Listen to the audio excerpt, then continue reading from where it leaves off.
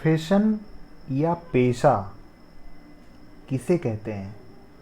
देखिए, किसी भी कार्य क्षेत्र में जहाँ हमको एक विशिष्ट या स्पेशलाइज्ड नॉलेज या ज्ञान की ज़रूरत पड़ती है, जिसमें स्किल या कौशल की आवश्यकता पड़ती है, एक्सपर्टाइज या हमें विशेषज्ञता की आवश्यकता पड़ती है, जिसको हम प्रशिक्षण या ट्रेनिंग के बाद विकसित कर सकते हैं अपने अंदर में, और एक विशिष्ट कार्य को संपादित कर सकते हैं सुनियोजित तरीके से, मतलब ऑर्गेनाइज्ड और सिस्टमेटिक तरीके से। तो वो एक प्रोफेशन होता है। तो हम कह सकते हैं कि प्रोफेशन या पेशा जो है वो किसी भी कार्य क्षेत्र में हो सकता है।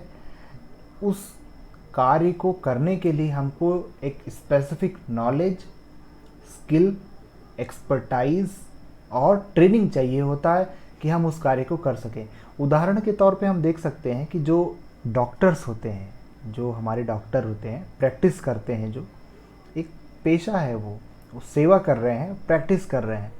उसी तरह से वकील, लॉयर्स, चार्टर्ड अकाउंटेंट, सीए जिसको हम कहते हैं, या जो आर्किटेक्ट है, भवन का, घर का आपका जो नक्शा बनाते हैं, ड्राइंग्स बनाते हैं।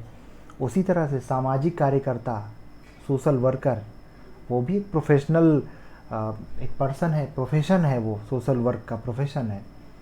ठीक है, तो आप समझिए कि प्रोफेशन जो है वो एक एरिया ऑफ वर्क है जिसके लिए, उस वर्क को करने के लिए एक स्पेशलाइज्ड नॉलेज, स्किल, एक्सपर्टाइज और ट्रेनिंग की आवश्यकता पड़ती है। उस ट्रेनिंग के बाद आप इंडिपेंडेंटली, स्वतंत्र रूप से किसी भी कार्य को, जिस पेशे प्रोफेशन में हैं आप, उसको ऑर्गेनाइज्ड और सिस्टमेटिक तरीके से कर सकते हैं।